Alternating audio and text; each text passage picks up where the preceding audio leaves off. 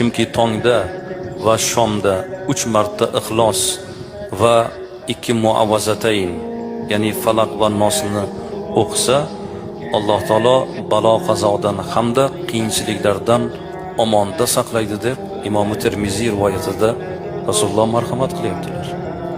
Imom Qurtubiy aytadilar: kim uyga kirishida Ixlos surasini o'qisa, kambag'allik bo'lmaydi u xonadonda degan ekanlar.